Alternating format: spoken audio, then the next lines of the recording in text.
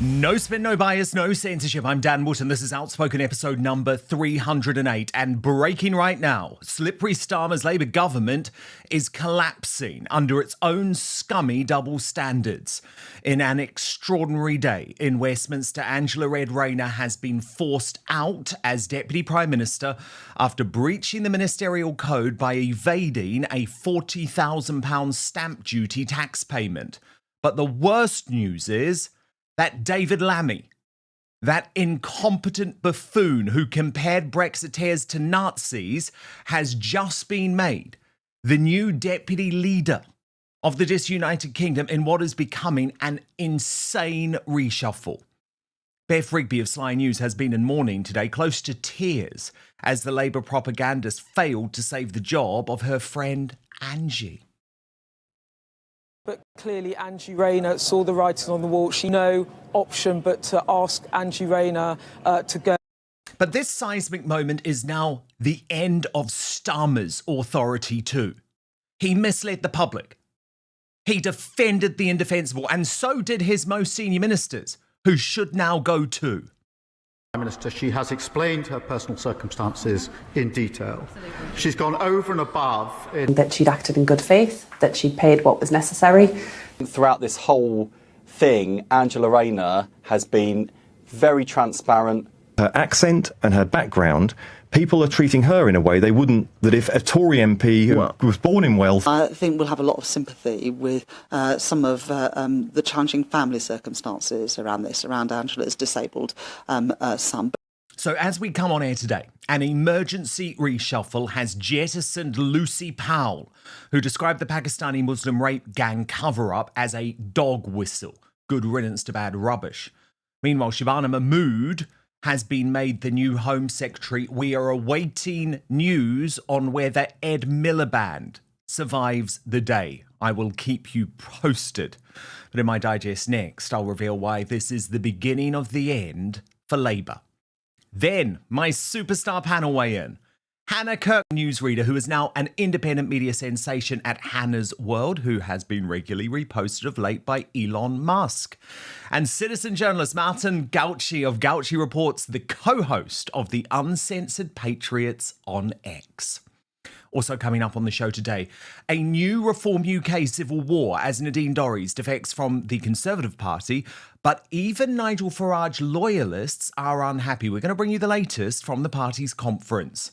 Donald Trump finally calls out the UK's free speech catastrophe in another growing political crisis for slippery Starmer. We'll show you what the US president had to say, and shame on them.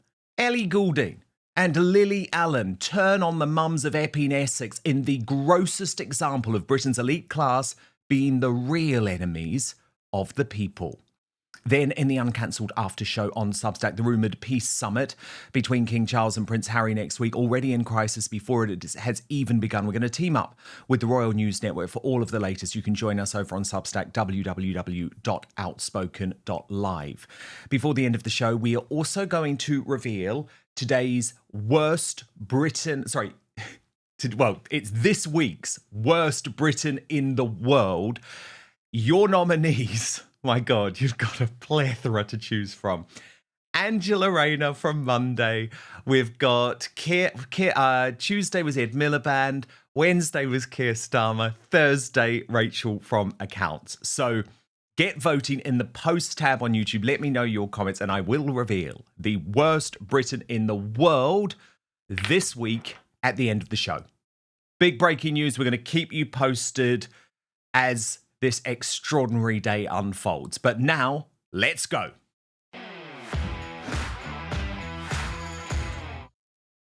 The real scum was always Angela Red Rayner, a champagne socialist chancer hypocrite, using her disabled son to dodge a £40,000 stamp duty tax while upping all of ours. And rather than just go, like she demanded of so many other Conservatives for much, much smaller indiscretions, she decided to drag every single senior figure in this corrupt Labour government to defend her evasion. And their credibility is now shot too. So I've watched all day. as the MSM tries to paint this potty-mouthed champagne socialist tax cheat as some kind of modern-day Mother Teresa. But let's remember who we're really dealing with, okay? Cannot get any worse than a bunch of scum, homophobic, racist, misogynistic,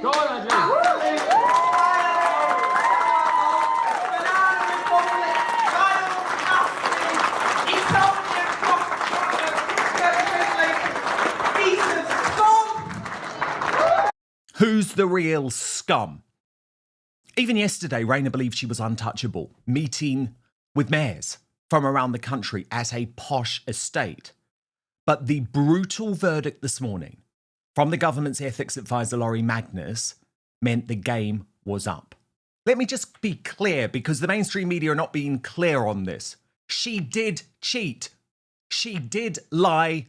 She did dodge tax. And in a disingenuous handwritten letter, the Prime Minister, who again, can we be bloody honest about this, always hated Rayner, pretended to be sad.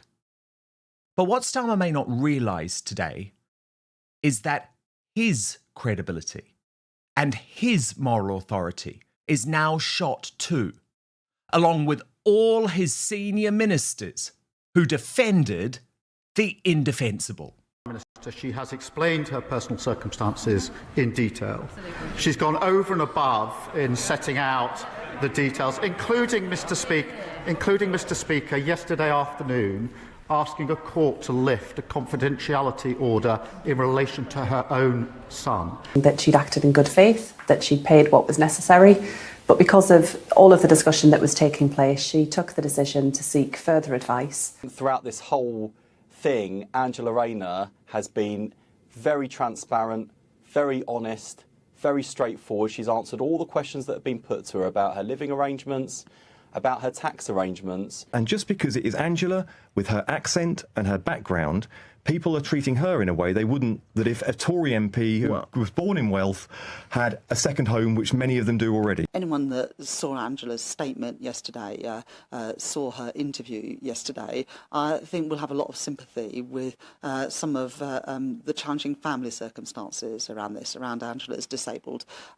son. Shame on them all. They all must go. As Nigel Farage pointed out in his hastily brought forward conference address, this is now a government in crisis. This government is deep in crisis. Not only have they fallen into deep popularity within just a year of winning the general election, but it's become clear to all of us that it is a cabinet of wholly unqualified people to run our country. They are not fit to govern.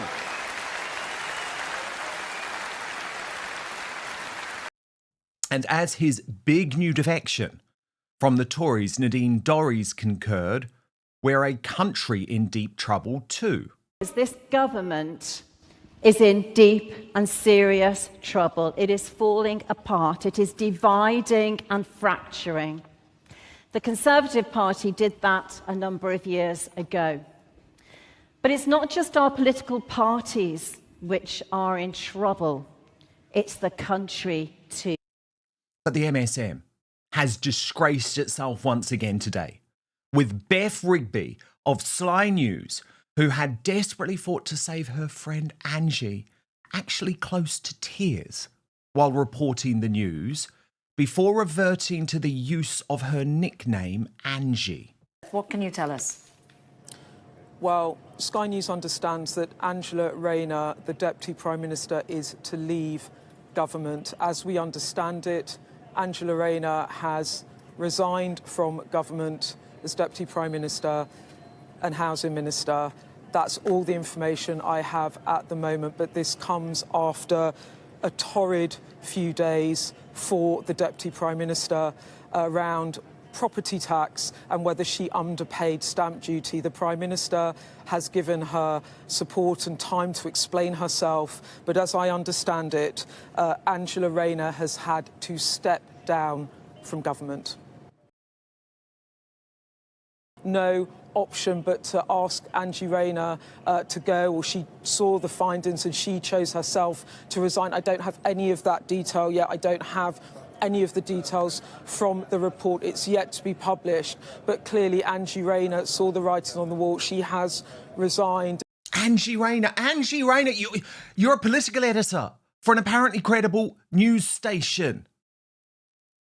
Why is there, by the way, all of this sympathy for a ligger of a leader who actually abused her role from the moment she was an MP?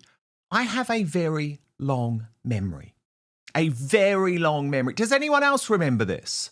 When was it from? 2013, I think.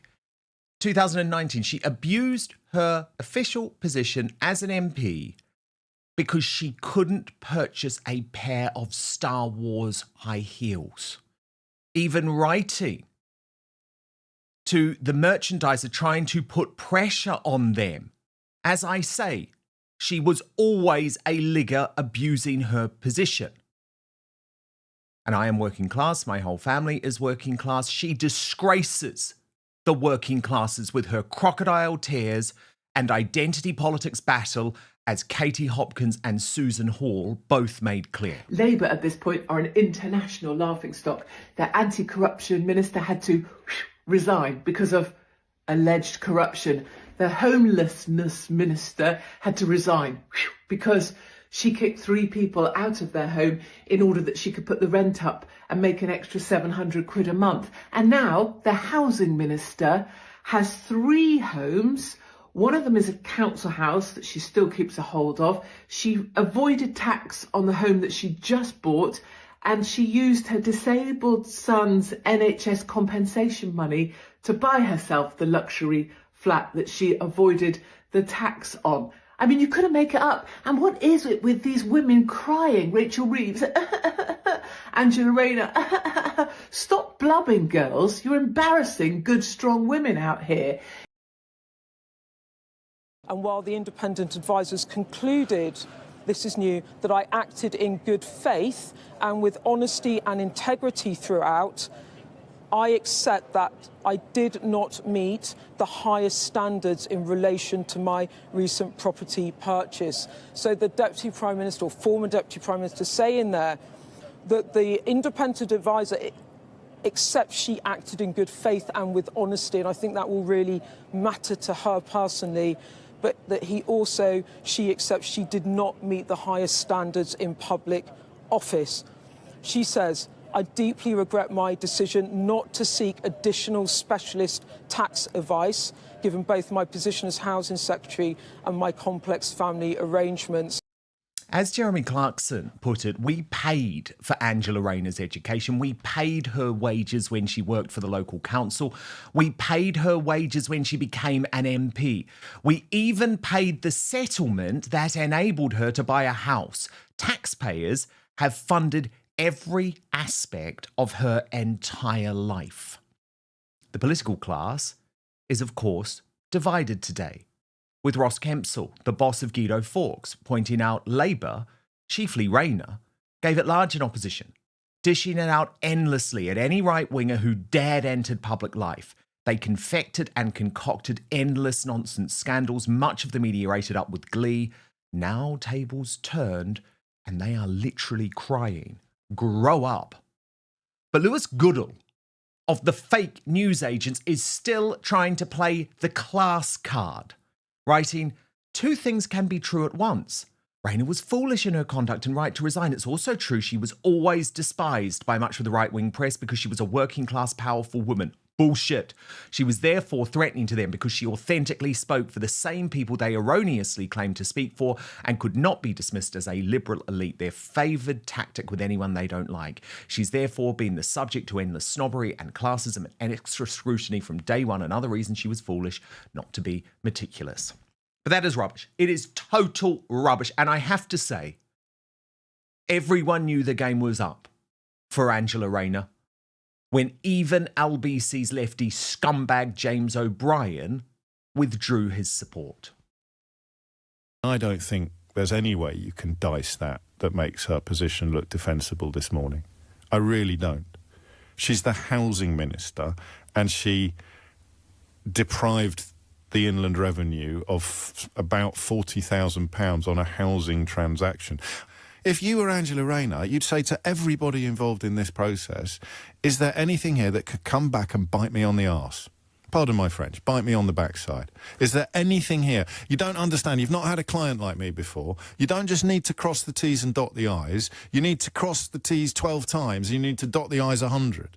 And she is the housing minister, and she didn't do that. So unless you think that Rushanara Ali shouldn't have resigned over that rent hike story, I don't see how you can think that Angela Rayner should stay in her job. Even if it turns out that she received Duff advice, she should have done more to make sure that she didn't. But can you really hang on as housing minister when you have blown? So she even lost the support of James O'Brien, but still, Starmer and those ministers were going out to defend her. Quite rightly, this story... Angela Rayner pondering how many homes... Quite rightly, this story has crossed over, as we could just see, into the culture, with Rayner becoming a laughingstock. Watch. Angela Rayner pondering how many homes, Bought me one house, bought me two, flip another flat, tax man, no clue, 80k save with a bright and tan, dodging more duty than the average man. How many homes can Rayner buy? Laughing at you, I love the tax they sly. How many homes, I'll name them all, big and dancing in the Commons Hall. Council girl roots, but I climb that chain, for Ashton Street to the seaside lane, stamp duty short, 40 grand unpaid, oops, bad advice, that's how it's played. And after being tipped to become Prime Minister just a week ago, Red Rayner's political career lies in ruins, in large part because of this rank hypocrisy. Our constituents expect those who make the rules to follow the rules. Labour's deputy leader, Angela Rayner, is still facing questions about whether she paid the right amount of tax. She paid the right amount of tax. Deputy Prime Minister Angela Rayner has admitted she didn't pay enough stamp duty on a home that she bought. I have alerted and referred myself to the independent advisor on the ministerial code. The right thing is to refer herself to the independent advisor. Why does the Prime Minister need an advisor to tell him that this conduct is unethical? Myself and Keir have said that it's the absolute minimum that if we break the rules, we cannot continue in office. And you have said that you will resign. Absolutely, 100%. You still stand by that? 100%, because integrity matters. I'm absolutely determined to restore honesty and integrity to government. Honesty and integrity matter. Any politician who seeks to avoid the taxes they owe in this country is not fit to be in charge of taxpayer money. There is additional tax owing on this. He clearly isn't going to resign, and so the Prime Minister needs to show some leadership. This is a test of the Prime Minister. She should either resign or the Prime Minister should sack her.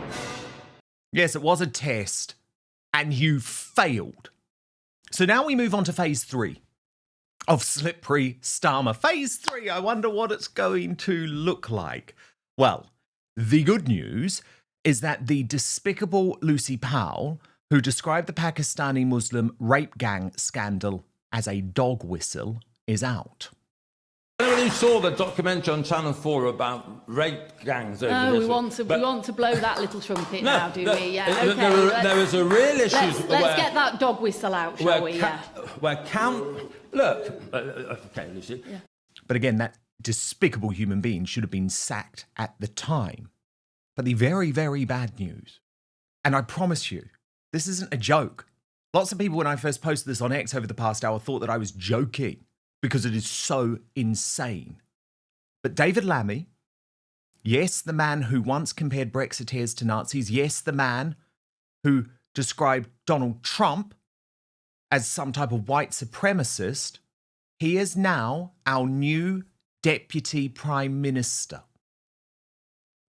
If you can point this way, and then I'm going to... Mr. Lammy, are you happy to be Deputy Prime Minister, sir? David Lammy. Are you pleased to be Deputy Prime Minister, sir? David Lammy, happy with the move?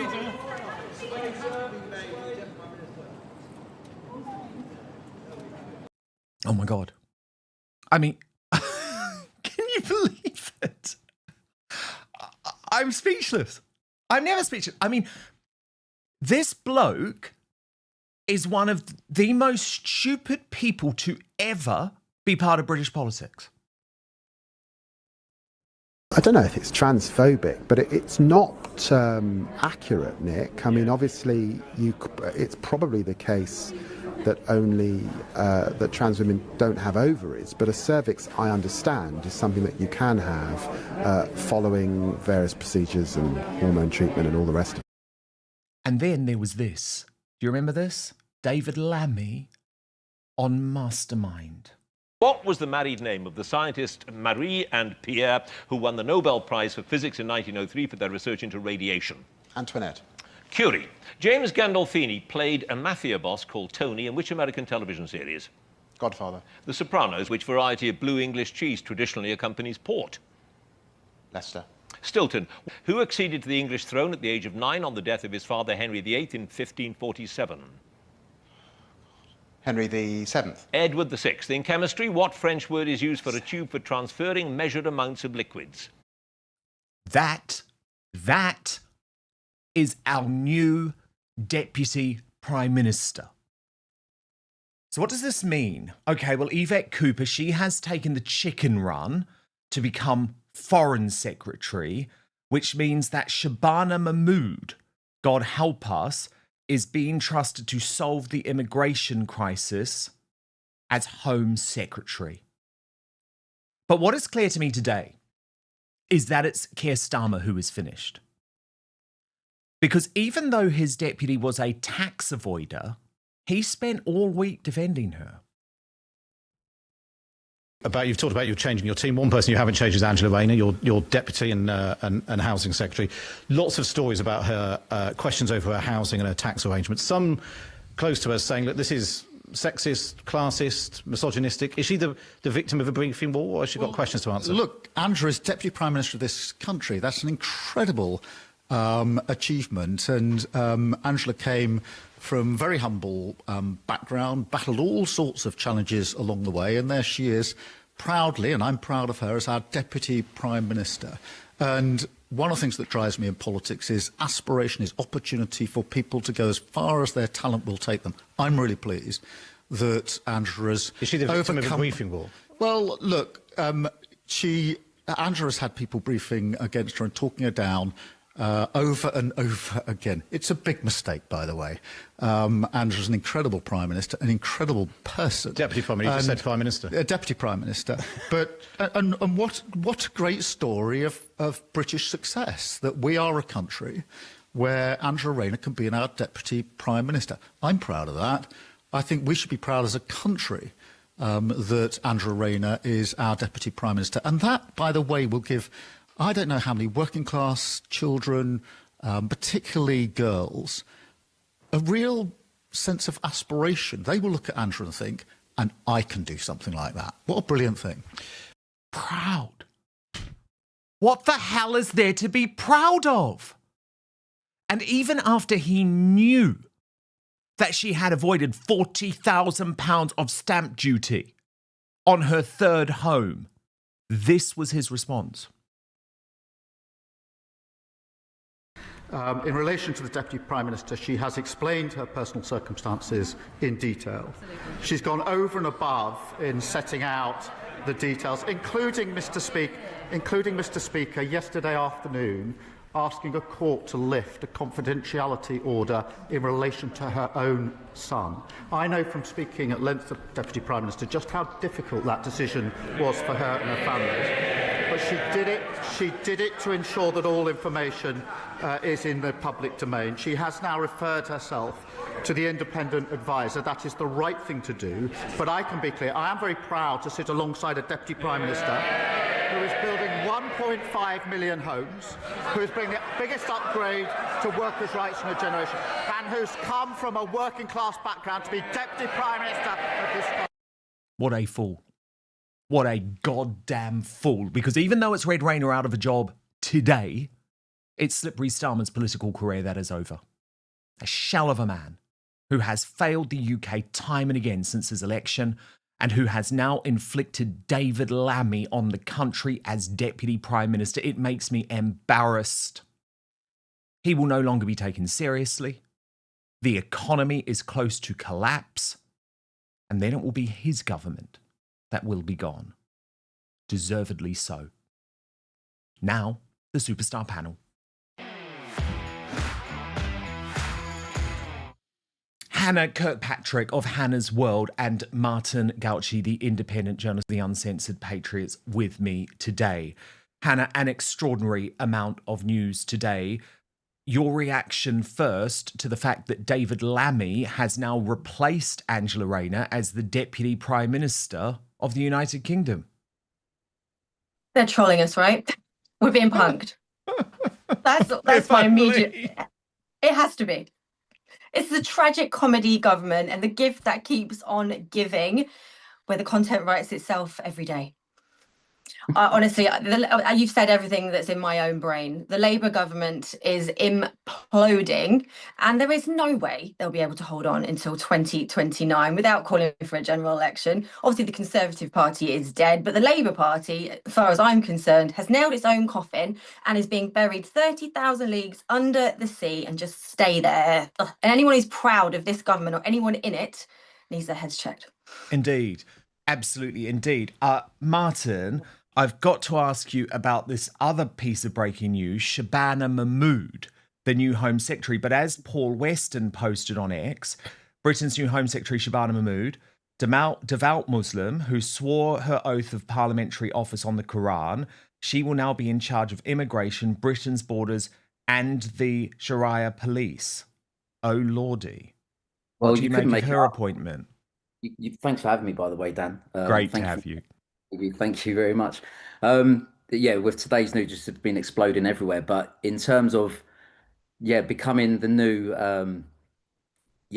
basically with everything that's been going on in Epping as well, we've been having so many issues with the Home Secretary as it is, and the Home Office with decisions and appeals and getting involved in local governments. This is just going to be a complete nightmare for the protesters that want to get out and obviously try and get these hotels closed.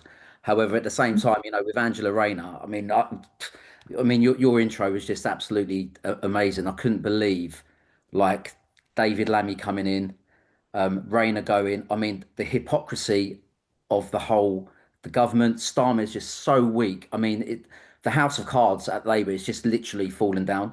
If this is what he meant by phase 2, then, this is absolutely, huge. And, I just can't believe, I can't see how this government is going to last. Rayner and herself, she put her nails in her own coffin. Going back to the hypocrisy, didn't she? There was they say someone always puts out a tweet, don't they, that they regret. And I presume you've seen with her, though, there are about 100. She was calling on people to resign. Thanks to those who keep pointing out the difference between tax avoidance and tax evasion, I tend to concentrate on tax evasion. Well, I can't believe that you've been in a position where you've, to a £40,000 black hole in your own, how have you missed that? Rachel from accounts. Exactly. Bullshit. And what infuriates me, and you're completely right to point this out, Martin, because what infuriates me is that Angela Rayner is being given a complete free pass here. Where are the calls for a police investigation? Do you remember what used to happen with the Conservatives? I do not trust that this is just innocent tax avoidance for a single second. By the way, we have just got the full list through from number 10 Downing Street of this major reshuffle today. So I want to take you through this. It does mean everyone else remains in their position. So unfortunately, the rumours that Ed Miliband would be losing his job are untrue. But here are all of the changes. David Lammy becomes Deputy Prime Minister, also the Secretary of State for Justice.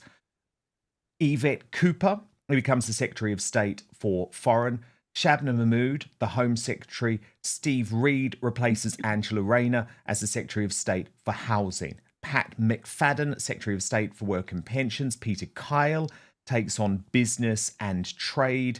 Liz Kendall, Science, Innovation and Technology. Emma Reynolds, Environment, Food and Rural Affairs. Douglas Alexander, Secretary of State for Scotland. Jonathan Reynolds, Parliamentary Secretary to the Treasury and a Member of Cabinet. Rayner, Lucy Powell, Ian Murray, all out of government. But look, Hanna, this is the oldest phrase that comes to mind, but they are truly reshuffling the deck chairs here on the Titanic. This is one of the weakest lineups of a government I have ever seen. It's been weak from the start. They need to just jump ship, give up. We're all over it. We want to move on, please. And we've had enough of this Labour government. And I must say, when you were doing your intro, and thank you for having me on as well, by the way, the family situation sob story really bothers me, because where was the sympathy for Lucy Connolly's family? That's what I was thinking. They just lambasted her as a far-right thug, much like they do with most of the population. So the working class story works when they want it to work for them. But any other working class person that flies a British flag or protests outside of a migrant hotel, immediate far-right thug racist. I'm just sick of it at this point. As a Brexiteer racist far-right thug, that's what we look like. Very true. And the reality is that time and again, those ministers were sent out to try and use Angela Rayner's class and sex to excuse her tax avoidance. As a working class guy with a working class family who comes from a family of miners in South Shields, it makes me sick. She is actually a disgrace on the hard-working working classes, Martin, who go out every single day, work an honest living, never think about avoiding or evading their taxes. And I find it so damn patronising that from the Prime Minister down, this Labour Party think that because she's working class, it's almost an excuse for tax evasion. No, the working classes are better than that. Angela Rayner is a despicable example of the working classes, not someone who should be held as a pin-up. And the thing is, though, Dan, why was she not sacked? Why are none of these sacked? Why are they always resigning? Why are they put in a position? They're managed of you. What do they get out of resigning? You know, it means that they can continue within politics and with, you know, damage limitation. She should have been sacked. Keir Starmer has spent all week trying to cover up and protect her. Likewise with Rachel Reeves. I mean, this isn't her first rodeo. I believe, like over a year ago, just before the government came in, there were question marks over her previous dealings. So you would have thought that, you know, I wouldn't. This thing I'd never probably say in my life, but I actually agree with James O'Brien what he said. You know, you would double, triple, quadruple check everything. The people that she's got around her, the professionals that she works amongst. How can you get something? And especially if it's stamp duty and you're buying a house, it's not even that difficult. Your solicitors in the paperwork would have all that put out. That, you know, it'd all be in the bundle that before you even sign off and buy your house. I think it goes deeper than that, though, Martin. That the fact that they don't get sacked is just, it speaks volumes. It's showing you what the real mood and feeling is at the top. They don't actually, they wish they didn't have to sack her. But there should be an investigation. The HMRC, I mean, if Dan, you might be able to correct me if there is an open investigation by the HMRC, but at the end of the day, you know, regardless, no one is above the law. That is it. No. End of. And they practice what they preach, so now they've got to stick by it. You live by the sword, you've got to die by the sword. Indeed. And I found the official report today, sickening, because it said that she had dealt with this situation with integrity. No, she has not. There has been absolutely no integrity on this. Hanna, as someone who has come from the mainstream media, well, we both have, it's also been fascinating, by the way, to see just how wrong the centrist dads in the mainstream media seem to be getting it this week. Look at this post from Ed Balls, who is, of course, also the husband of the new Foreign Secretary Yvette Cooper. As the Conservatives accuse Angela Rayner of hypocrisy in this week's episode, both George Osborne and I predict that the Deputy Prime Minister will likely survive this storm. He posted that yesterday. And what makes me sick, Hanna, is all of the friends in the mainstream media, from Beff Rigby, Kay Burley, Ed Balls, George Osborne, Alistair Campbell, they have all been desperately trying to save Angela Rayner. They have no morals. No, they have no morals. They're completely biased. And yes, as you said, from working at Sky myself and being around these people, in fact, I've not even been able to watch Kay Burley for over a decade. Much like my father, we find her completely unbearable to watch, as is James O'Brien, actually. And I think I might need to go and disinfect myself because I agreed with what he was saying, which is really unusual. But they're just all out of touch, completely out of touch. And I think they think they're also untouchable. So they put out these sort of comments because they probably do believe in them, and they probably don't think for a second that one of them is going to get thrown under the bus like they throw everybody else under the bus that isn't them. So good riddance. I'd like to know what is actually going on within that cabinet on a day-to-day basis. I mean, Starmer's clearly shown how weak he is, because he done the same thing when he was trying to stick up for Sadiq Khan when he was over in the US when he had that meeting with Trump. Blatantly said, "Oh, don't say this about my friend because he's my friend and this, that, and the other." You know, just and then Sadiq Khan attacked him. And look, there are so many interesting aspects that are going to play out now because, as I say, this is the end of Starmer. Trust me on that. It's going to take a little while, but the civil war within the Labour Party is about to explode. Because what some people may be missing is just because David Lammy has been appointed Deputy Prime Minister, he is not Deputy Leader of the Labour Party. There has to be a democratic process to elect the Deputy Leader of the Labour Party. Guess who the crazies in Labour are suggesting as a potential Deputy Leader? Emily Thornberry or Dawn Butler. They are going to the nutty left, and the nutty left will end up taking over the Labour Party. And even though my prediction that Angela Rayner would become the next Prime Minister, it's maybe a little bit rocky after today. Do not rule it out. Do not rule out a coup from the left of the Labour Party. So what will now happen over the next few months is a very brutal civil war within Labour. Red Rayner remains incredibly powerful, and Starmer is going to have to go through the indignity of having a Deputy Labour leader forced on him who he hates as the party attempts to tack to the left. There's a lot to come here, a lot to come, and it is going to be messy. But what I can guarantee you is that today marks the beginning of the end of Starmer. It wasn't the only political bombshell going off today, though.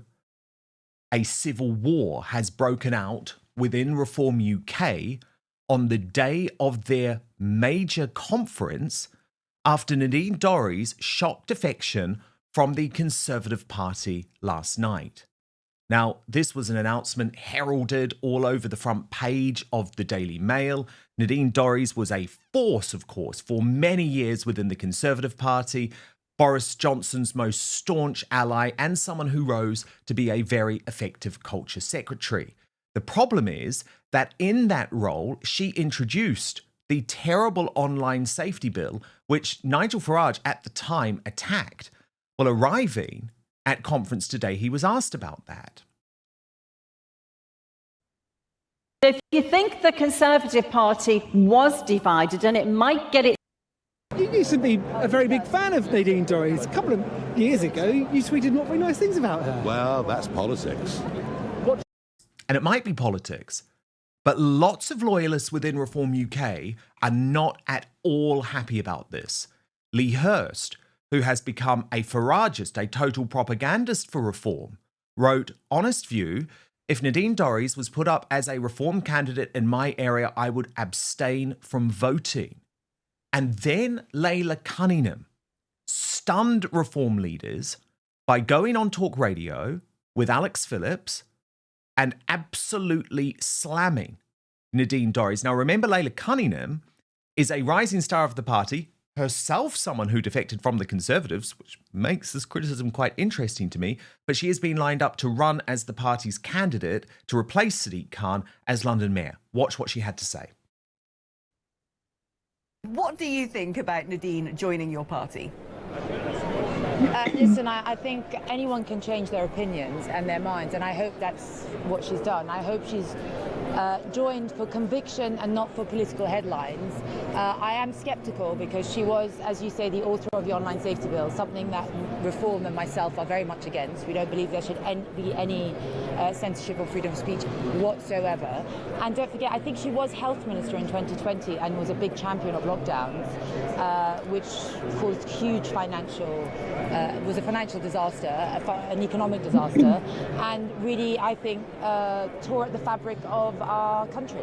And this is the problem about Reform UK attempting to get these big names while at the same time maintaining its credibility as an insurgent force. Maya Tusi wrote, "Boris Johnson loyalist and Liberal Tory Nadine Dorries has defected to Reform UK," prompting Matthew Lesh to respond, "Why has Reform allowed a central architect of the Online Safety Act to join the party?" But on stage, in his hastily moved conference address, because he wanted to avoid clashing with the reshuffle at Downing Street, Nigel absolutely trumpeted Doris's hire and didn't give a damn about the criticism from within his own party. So if you think the Conservative Party was divided and it might get its... We need people with experience. And that is why, after a lengthy debate and consultation, that is why I'm pleased to welcome today to the stage a woman who was served in cabinet as Culture Secretary, a woman who has sold 3.5 million books, a woman who has been on I'm a Celebrity, Get Me Out of Here. Somebody from the real world who's worked their way up, been incredibly successful, who actually crosses the boundaries from politician into celebrity. And I'm delighted that we're going to have the experience, the talent, the hard work, and the loyalty of Nadine Dorries. And there was a razzmatazz introduction as she took to the stage. Dorries, why have you left the Conservative Party? Well, the Conservative Party left me.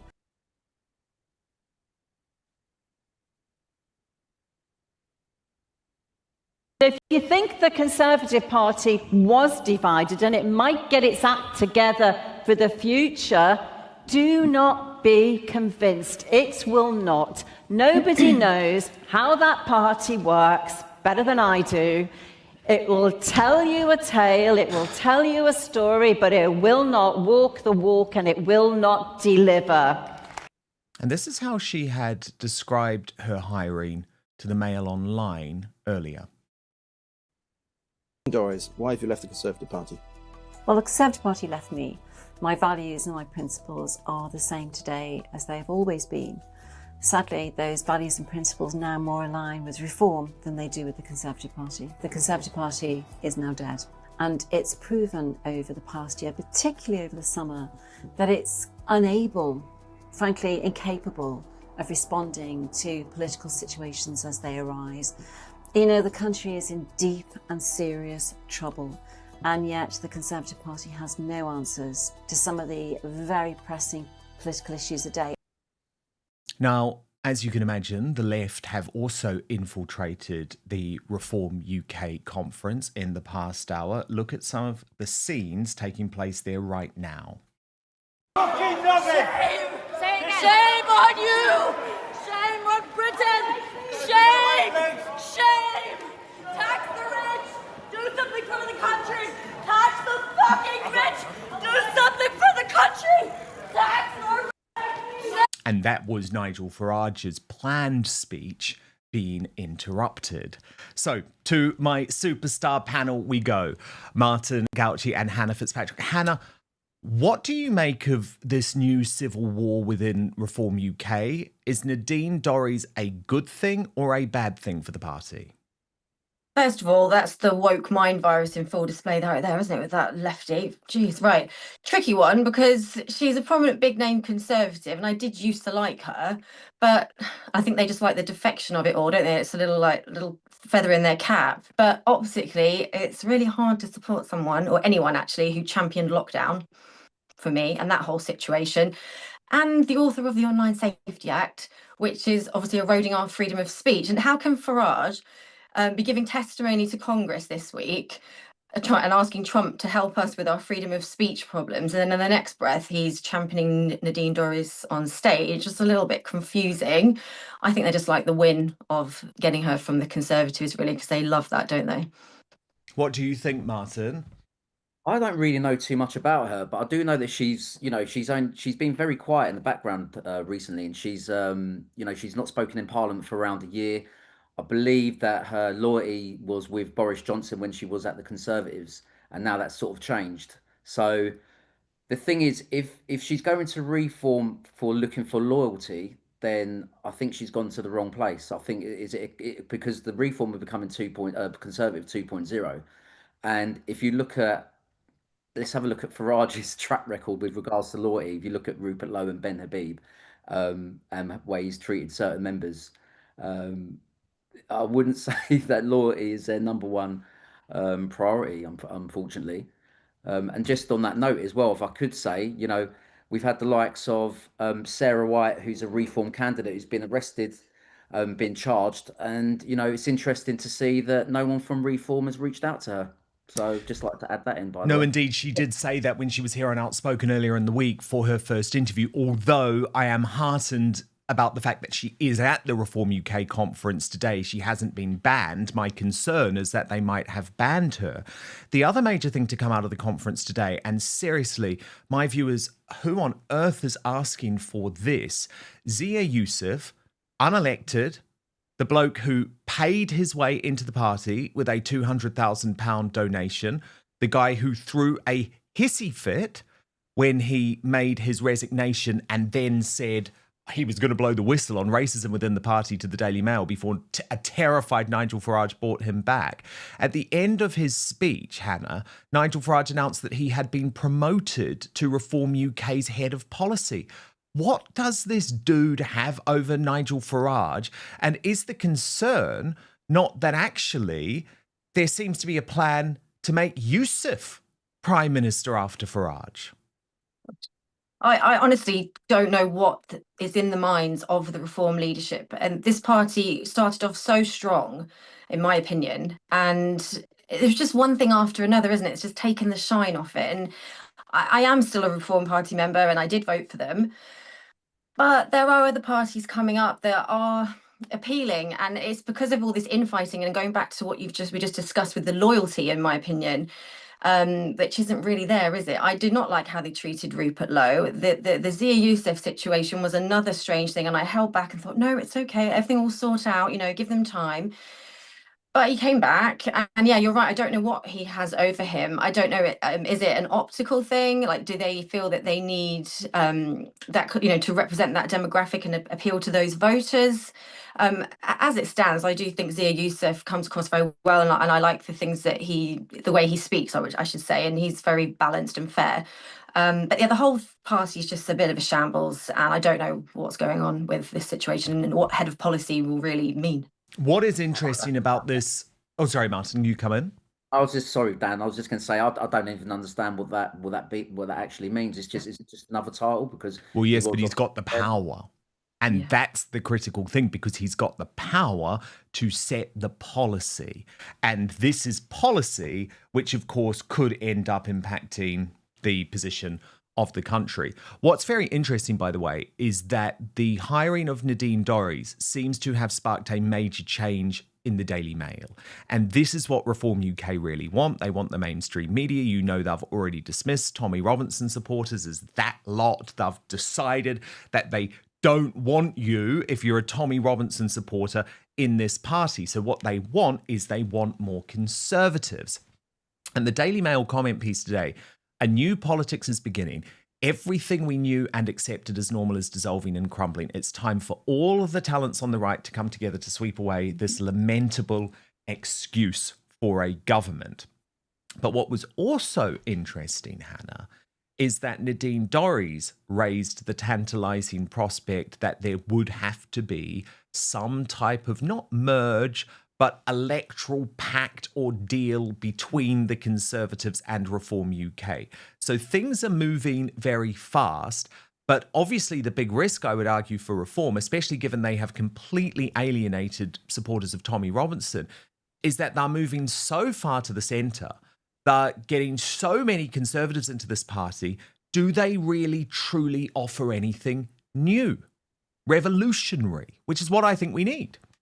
I thought they did when I voted for them earlier this year. And yeah, hi, Reform Party member and supporter of Tommy Robinson. So do they not want me? It's just ridiculous. And the way I feel about the split of the right in its entirety is it all needs to stop. The Advanced UK, I like the sound of what they're saying. There's a lot of other parties that have branched off, and Rupert Lowe's doing his thing over there.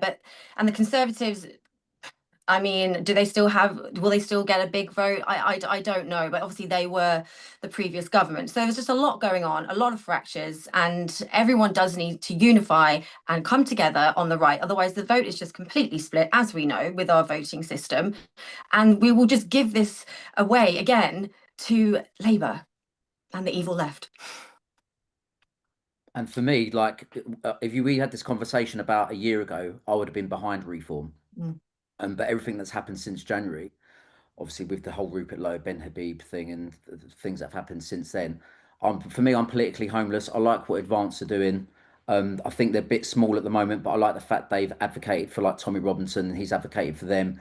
I think we'll obviously with Rupert Lowe, he's got the Restore movement, which, you know, they're doing their own thing for the time being. But I do see that either a line in there at some stage, or I could see Rupert Lowe go into the Conservatives at some point, and the Conservatives completely lose the left to the Liberals, and then try and take some of the right back, or try and go for the people that didn't vote. We've got to understand there's so many people that didn't vote in the last election because they've just lost hope within the country.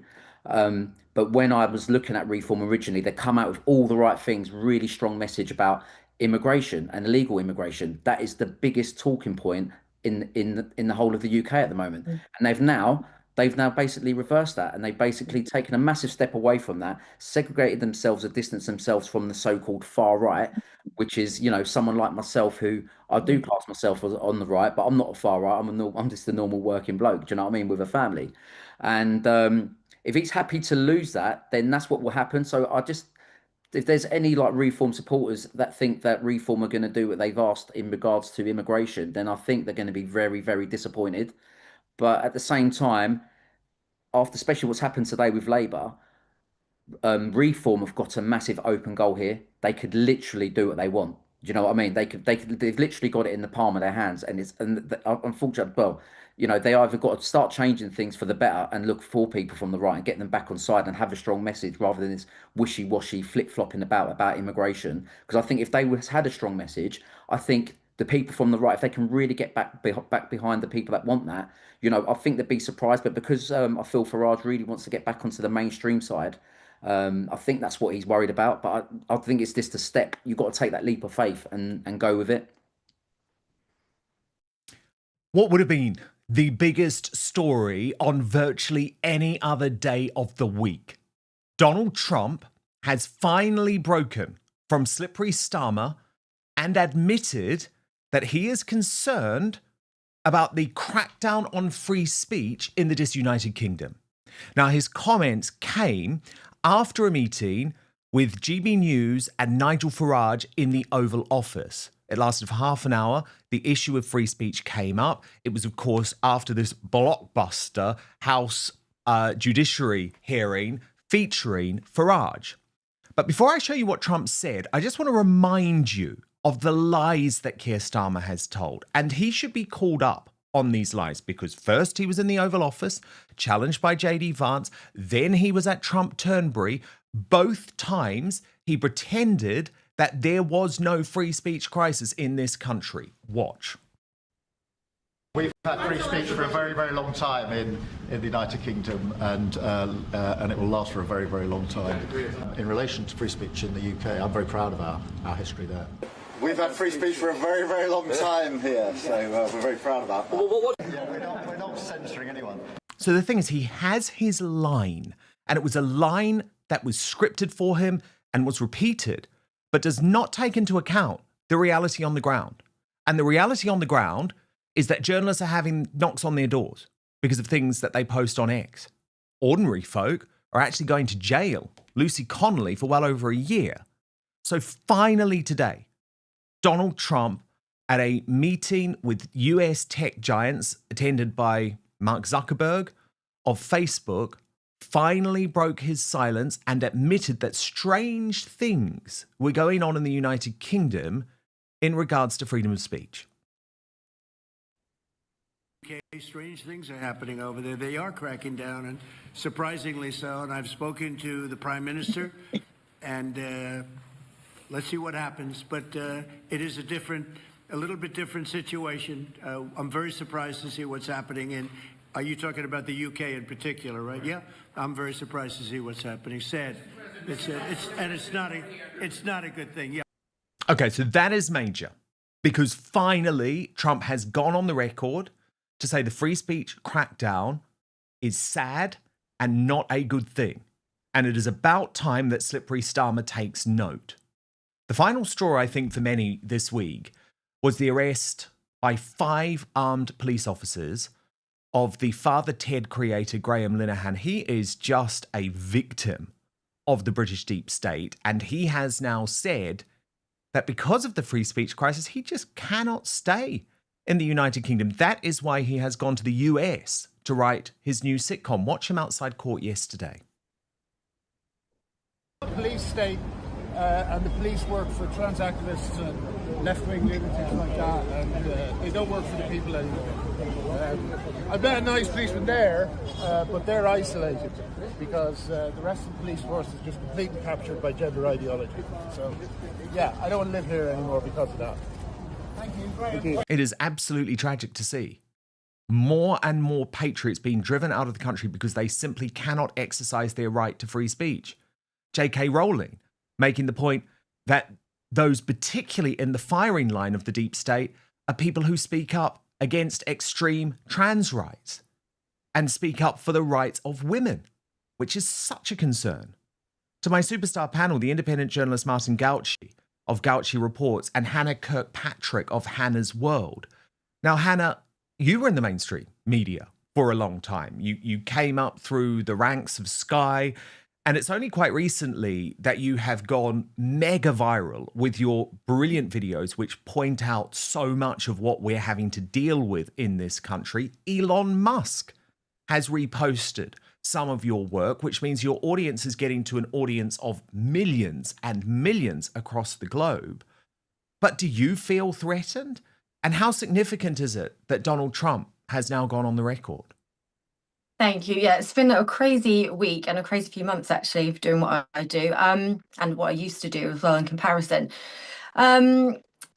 Freedom of speech is definitely under threat. I couldn't even count the amount of comments I get on every post saying, oh, be careful, you'll get a knock at the door, especially from Americans. They're actually quite worried about me. My friend that I stayed with in Florida recently did not want me to come home. She thought I'd be arrested at the border, you know, the ridiculous thing they do, and they just detain people under the Terrorism Act for no reason. And she said, you need to apply for political asylum. I said, I don't think we're there yet. But we kind of are, aren't we? I mean, I loved Farage speaking honestly in Congress this week about the threats to freedom of speech in this country, obviously that we're all suffering under. And we do, I feel, need Trump's help at this point, because what else can we do? No one is listening to us. If we say anything that's deemed as hate speech, which isn't, or anything that's a little bit too true, in my experience, then you just get censored, you just get completely cancelled. And people are always in my comments as well, jokingly, but we're really not, are we, asking if we can just be the 51st state. And at this point, I would love that. Martin, we are there though, aren't we?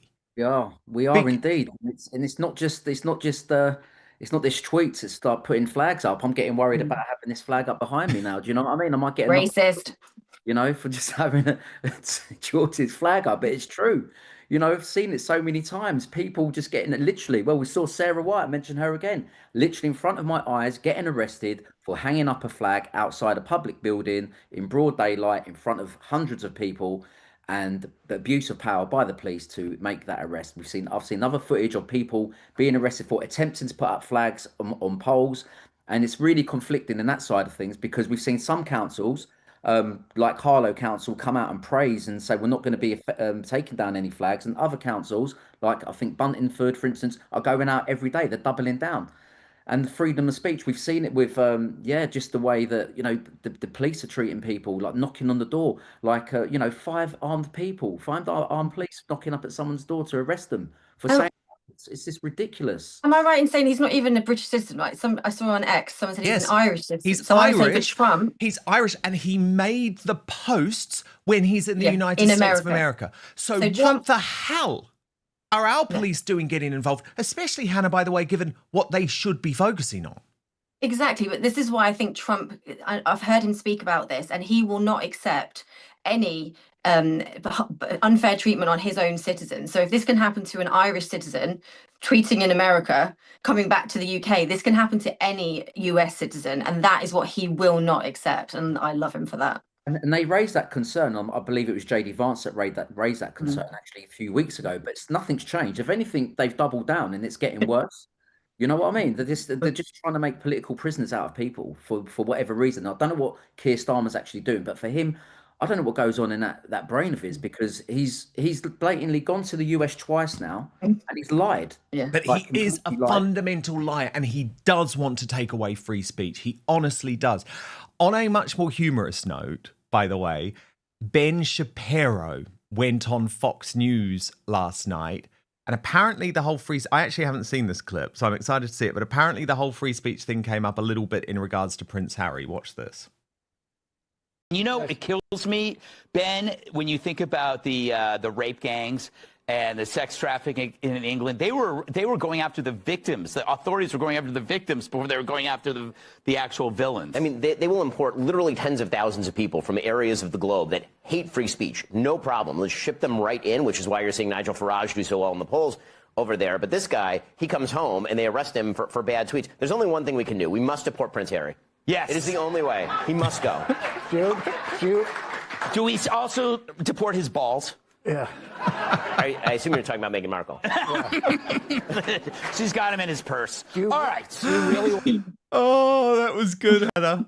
I hadn't seen that. That was very good. Brilliant. From Shapiro and Gutfield. I watched Gutfield every night with one of my friends. I stayed with one friend for a month, and he loves it. And I must say, they talk about this a lot more than we're probably aware. I would say it's on every night on Gutfield. They mention it, but all throughout the day on Fox News, they are talking about this, and they are aware of it, and they're talking about it on their news channels way more than ours are. No, of course, because I mean, I was so shocked, Martin, that earlier in the week, woke ITV News didn't even cover the Graham Linehan story, because the mainstream media are so desperate to try and pretend that there isn't a free speech issue going on when there quite clearly is. And why would they want to cover it? They don't want to. Exactly, you just said it. They don't want to, which is why we are so thankful for people like Elon Musk, who does have X. He gives us the ability to get content, especially like Hannah's. By the way, your stuff is absolutely amazing. You know, get the stuff out there. And you know, the Americans, even when we hold X spaces, that they're even coming in. They're actually talking to us, going, "Is this really going on in the UK?" They think it's like some sort of like one big joke, and surely it can't be that bad. And we're like, yes, seriously, it is that bad. We've like literally become an authoritarian state. Do you know what I mean? It's just everything that you could think of in terms of becoming like communist. Like, you know, just since the start, it's literally we are like North Korea. If anything, we're you know, they've probably got more democracy than us. Do you know what I mean? That's why I started doing the videos I do, taking the mick, because mainly actually because of TikTok censorship, which is I am convinced that Keir Starmer is actually in TikTok HQ. He's running the show there. But I was constantly getting community guidelines for doing serious videos, telling the truth, for misinformation when it wasn't. The article was behind the mainstream media articles behind my head. I'm just saying what's in the article, but they don't want it out there. So I tried to fly under the radar, and that's where the call centre skits were born. But for me, I do think there is a turning point as well. We are at crisis point, and I do think the tide is turning for the exactly, better. And that's why Trump weighing in is so significant, because if there is one man who Slippery Starmer cannot ignore, it is the leader of the free world. They hate our country. The elite class, the celebrity class, they hate us. And maybe it's time for us to stop supporting them. I'm talking today about two women in the entertainment sphere who I've known pretty well in the past, but they're certainly not patriotic. Ellie Goulding and Lily Allen. After Ellie made headlines for saying that the migrant hotel protesters make her, quote, embarrassed to be British, as she accused demonstrators of using immigration as an excuse to be appalling. This was, of course, all posted on her Instagram account. She said, embarrassed to be a Brit right now. They say it's for the women and children. I'm a pretty tough girl, but when I think about the times I've been intimidated in London or anywhere else in the UK, whether on the tube, train, or walking with friends late at night, it involves those kinds of British men, either after a night at the pub, post-boxing or football match. Stop using immigration as an excuse to be appalling, and if you really want to stand up for this beautiful country, go and get a National Trust membership, for real. This just shows you how they live in their own world.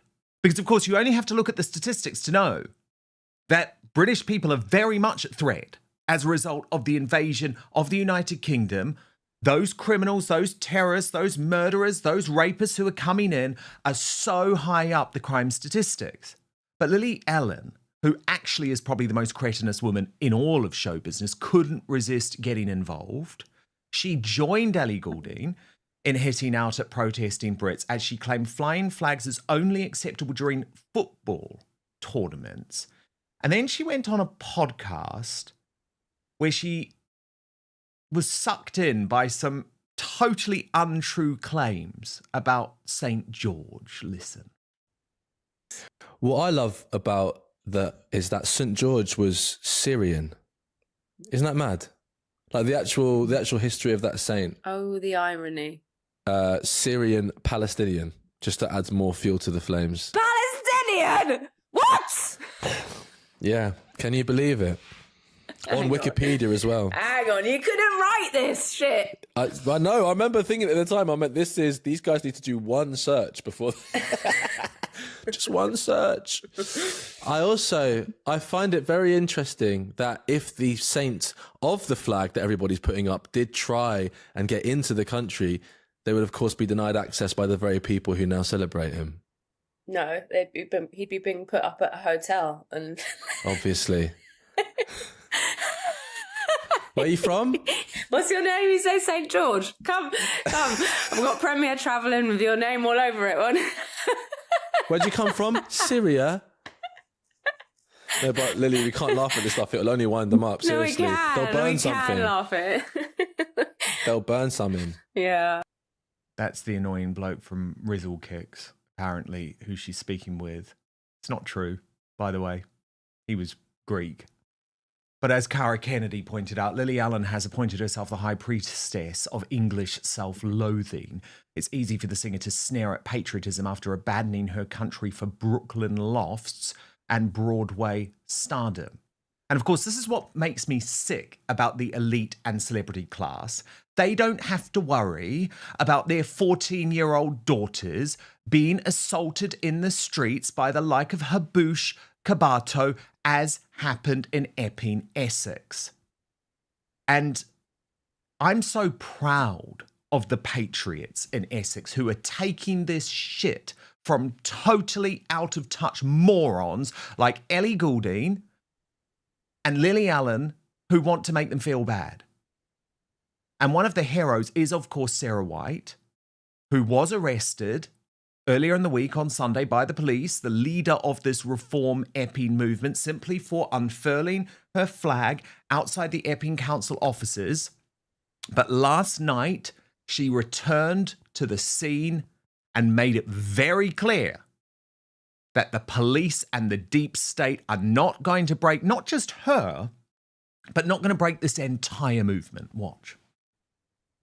In this once great country of ours, a sinister and dark undertone which is being used to silence and scare protesters, demonstrators and good, decent, tax-paying people into submission.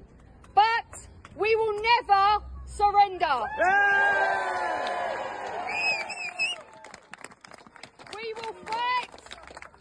We will fight for right to free speech, just like we will never back away from protecting the most vulnerable in our society, our children. Hang on, where am I? Only a weak and despicable leader would allow criminals to invade our country and put its people in harm's way. And he is. An invasion that continues every single day without consequence. What's he doing? Stop the boat! Starmer! Yeah! Stop the boat! Right, wait.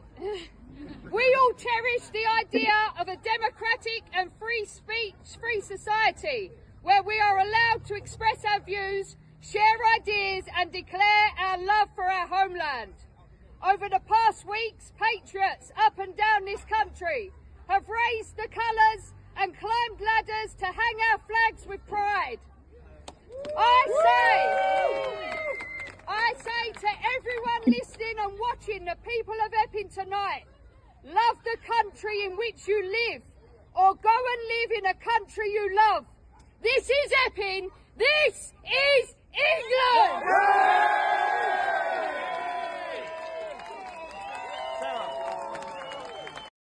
Oh, I loved that. And Adam Brooks, who's been a local on the ground doing independent reporting, was really emotional after that. Watch. Walking back from the Bell Hotel protest. And you know what? I'm quite emotional because I sat and talked to the father of the young girl that was sexually assaulted by the Ethiopian migrant that was staying at the Bell Hotel. That young lady's never going to be the same. And yet we have virtual signalling celebrities and stand up to racism idiots that want to label people like me and her father as racists or far right. I cannot believe this is Britain in 2025, where the government is using our taxpayers' money to house unchecked, unverified foreign men from countries that treat women with disgust, that allow the marrying of children, and they are dumping these men amongst our women and our children. You cannot be right if you support this. You cannot make us wrong. We are not far right. We are just right. To my superstar panel, Hanna Kirkpatrick of Hannah's World and Martin Gauci of Gauci Reports. And Martin, you were there last night. That was actually your footage of Sarah White. What was the mood like? And had the police calmed down after what happened on Sunday? Almost, yeah, definitely. I didn't actually go up to the hotel because I got there a little bit later, but I went and met Sarah before she'd done that speech and we had a bit of a chat. And the police presence had completely calmed down. I think it was definitely, the tension had left the area from what had been happening the previous weekend, from the Friday and the Sunday. So it did seem a better mood. That could have been because of the verdict that had been given early that day, because obviously he'd been found guilty. So I think, and obviously then when the protesters had come down and then seen Sarah, there was like, it was a bit of a, not a celebration, but it was more of it was a nice gathering. Do you know what I mean? So the mood had definitely changed. And obviously listening to Adam there, I mean, he's a great guy, he's so passionate, and it's just not, he's local as well. And just going back to like the likes of Ellie Goldie and Lily Allen, I'm not being horrible, I'm going to swear, but they need to just get their head out of their asses. If they want to get involved, then come down to a protest and come and meet real locals in communities that really, all they care about. They have no desire to do that. All they want to do is degrade and deride, Martin. But people like that have got to understand is that, do you really think that when we go down to these protests, they want to give up a Friday and a Sunday? They've got a lot of better things to be doing. Giving up hours of their time, week in, week out. There's no other agenda apart from the fact that there's crimes going on, not just in Epping, but all over the UK. And we've had enough. And that is it. And to come out with them silly comments and that stupid podcast about, St. George and things like that is just, Lily Allen, the irony when she talks about after the pub and going home and there's like men, after football matches and this, that and the other. Does she not remember who her dad is and why he became famous? He was part of Fat Les. And do you remember the song Vindaloo? I love it. Yeah, it's brilliant. And that was all the videos. Yeah. Although I think it was Ellie Goulding actually who was targeting the men after the pub. But we know what she was saying, Martin. It was very, very clear what she was saying. She was saying white men. That's what she was meaning without saying it, because you know what's acceptable amongst this elite class? Anti-white racism. It's always acceptable. Hanna, can you please respond to Lily Allen and Ellie Goulding? Oh, where do I start with them? First of all, who is still listening to celebrities? I'm sorry, if you did not. I'm sorry. I mean, I'll start. this might be a bit too conspiracy theorist, but I don't really care because at this point I just identify as a fortune teller. And I'm also very glad you said deep state, because what people need to understand is these celebrities and these musicians, I'm sure this is not that too avant-garde, they are as bought and paid for as the corrupt politicians. Mhm. They have talking points from the, they're literally as bought and paid for as the politicians in the WEF, and they have their talking points. They've sold their souls, all that stuff you might have heard about. It's true. They don't have an original thought. They are just parroting the deep state agenda, and that's what they are, deep state puppets. And I'm sick of it, and I'm sorry, but much like in 2020 lockdown period, which I'm still not over, if you saw listening to anybody that was trying to get you to take that vaccine, because that's what they were all doing, they were selling the vaccine, then I'm sorry. If you're on our side of history, as Adam said, and by the way, Sarah White's speech gave me life, but as Adam says, we are not far right, we're just right, and we're on the right side of history, and they are not. 100%. Shut up, play your music, because we like your music, okay? Sometimes. I mean, not so much Lily Allen, but we like your music. And it's like the Taylor Swift thing. No one listened to Taylor Swift when it came to voting for Kamala Harris, right? No one listened to her when it came to that. But we are going to listen to her music, and we are going to love your music, and we are going to support you getting married. But just stay out of politics when you don't even really mean it. But as for Lily Allen and Ellie Goulding, that may have made you be ashamed to be British. Well, you need to research, as Martin says, you need to research the actual people who are at these marches in Epping, because they are heroes, they are patriots, and they are your audience. And simply dismissing them as far-right racist thugs, it ain't going to work anymore, because your put-downs are just water off a duck's back. We know that the battle is too big, and it has been so great to have both of you making your Outspoken debut on a very busy news day where David Lammy became Deputy Prime Minister. Martin Gauci of Gauci Reports, which you can follow, of course, and subscribe to on YouTube, and he is also the co-host of the Uncensored Patriots on X, and Hannah's World, which is huge on X now. Are you on YouTube too, Hannah? I am. I'm on TikTok, Amazing. YouTube, Facebook, Instagram, X. Just search Hannah's World UK. You'll find me most places. I'm going to subscribe straight after the show because I absolutely love your videos. But both, please come back very soon. Absolutely loved it. Thank you so much. And we are about to reveal the worst Britain in the world this week. But first, to your comments. Monty0289 says, all of the corrupt Labour establishment needs to go. They are all in it for themselves. How is the worst Deputy PM we've ever had worth £4 million coming from such a scummy background? Urban Archive says 75% of the UK population doesn't even earn £40,000 a year. It is absolutely terrible. But David Langley says, regardless of the incompetence or shameless corruption of others, Keir Starmer remains the worst Briton of the week, as he has done for the past 13 months, because he's the orchestrator of all the turmoil in our country, and he alone bears the responsibility. Indigo Linda Ann 111 says, hands down, it's Red Rayner for her deplorable performance and self-indulgent tears. She wasn't tearful because she was sorry or because she was speaking about her son. Those tears were for herself, as she watched her dreams drain out of her life, just like the colour draining out of her face. It's insulting to hear people make excuses for her because she's working class or due to her son's condition. If she had a shred of integrity, she would resign. She doesn't, which says it all. And Kalaja Chief 187 says, she did know about the tax on her second home, then put it in her son's name, then played the disabled son card, then blamed the solicitors. Then she said she made a mistake and reported herself to Starmer's mates, who will find her not guilty. Then she cried on TV about it. Cranks, the lot of them. So lots of feedback from you coming in. And it is time now to reveal the worst Briton in the world this week. In fourth place, with 2% of the vote, the Chancellor, Rachel from Accounts. In third position, with 4% of the vote, Ed Miliband, who has survived as the country's Environment Secretary in the reshuffle today. The runner-up, with 38% of the vote, Slippery Starmer. But an overwhelming decision, and we can show you all of the results now, with 56% of your vote, the worst Briton in the world this week is Angela Rayner. What a day. Not very often that I am left speechless, but David Lammy, the most stupid politician to ever exist, who compared Brexiteers to Nazis, who thinks that a man can grow a cervix, who was the worst performer on Celebrity Mastermind ever, now being our Deputy Prime Minister. Yep, that one got me. We're in clown world, folks, but don't trust the mainstream media. We're going to be here to take you through it all over the coming days. Please do subscribe, by the way, to my podcast version of the show, Dan Wootton Outspoken, if you can, on Substack and Apple Podcasts. And if you rate and review, it really helps me.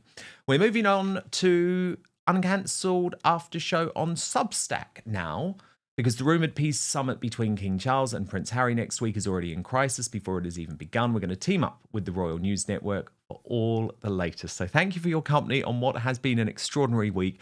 I am back with you 5 p.m. UK time, Monday, midday Eastern, 9 a.m. Pacific. So hit subscribe if you're watching on YouTube or Rumble. Have an amazing weekend with your family, whatever you're doing. I've got my cousin Lucy here from Australia. I'm very excited. We're going out to see a musical tonight. And then tomorrow, it is Maya Tusi's wedding. So I'm very excited about that too. So I'll tell you all about that when I'm back on Monday. So I'm going to have a busy one, but whatever you're doing, have an amazing weekend. Try and keep safe. And most importantly, I promise to keep fighting for you.